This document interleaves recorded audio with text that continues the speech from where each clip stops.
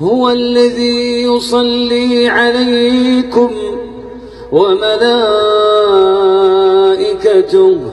ليخرجكم من الظلمات إلى النور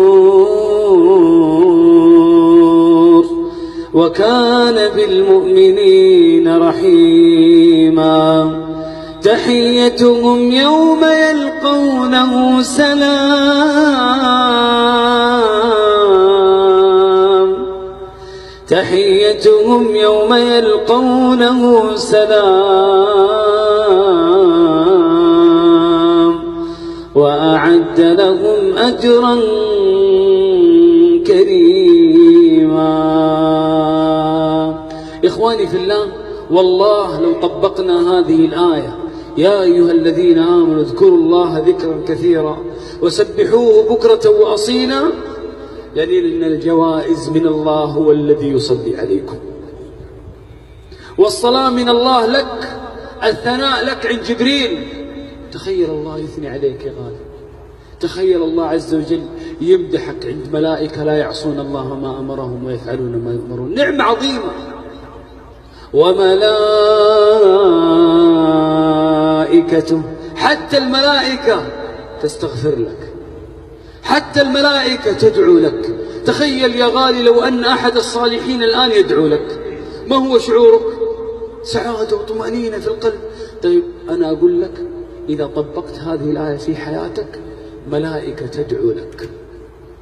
الله جل وعلا يقول: الذين يحملون العرش ومن حوله يسبحون بحمد ربهم ويؤمنون به ويستغفرون للذين آمنوا ربنا وسعت كل شيء رحمة وعلما فاغفر للذين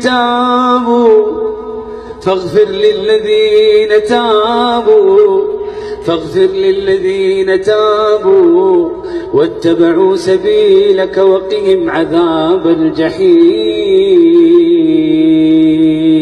ثم قال ربي بعدها: ليخرجهم من الظلمات إلى النور.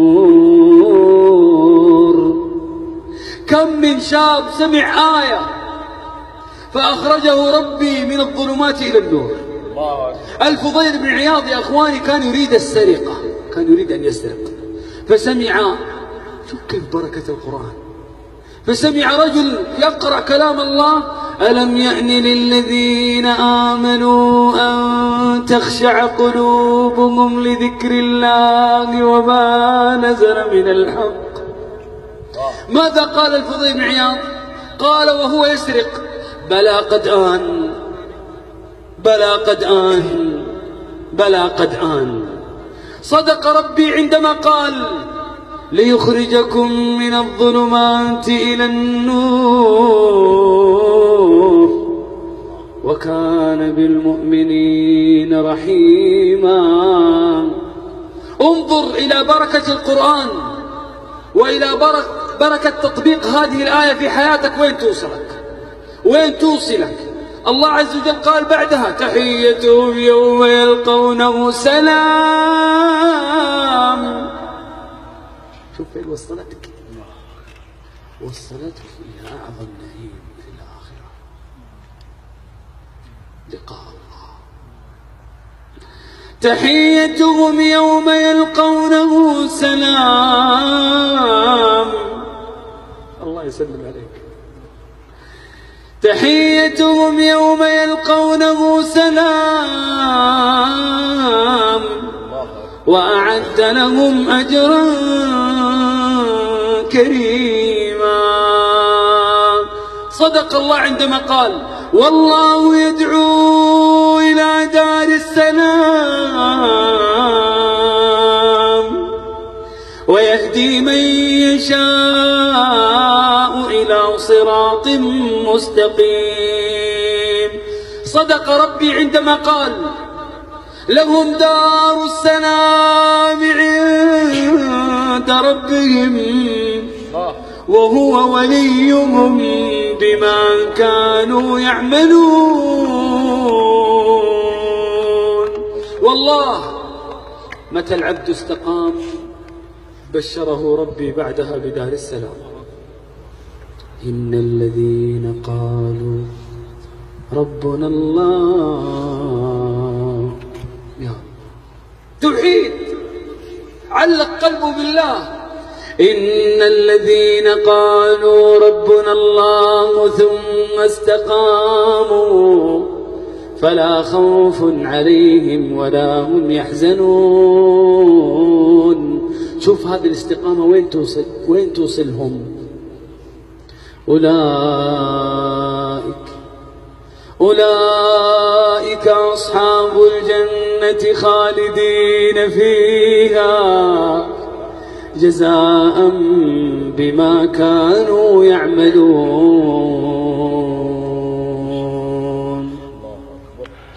حياتي مع الله أجمل،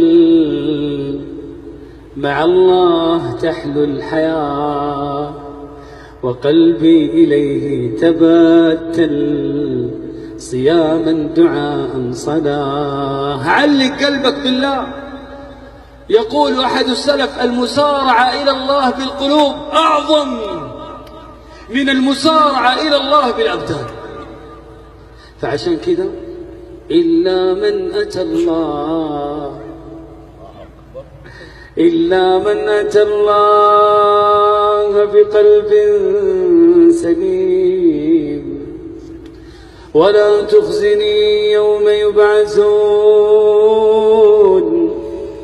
يوم لا ينفع مال ولا بنون إلا من أتى الله بقلب سليم. انظر وتمعن وتأمل ماذا يقول الله عز وجل مادحا إبراهيم: وإن من شيعته لإبراهيم إذ جاء ربه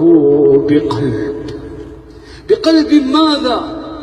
وإن من شيعته لإبراهيم إذ جاء ربه بقلب سليم.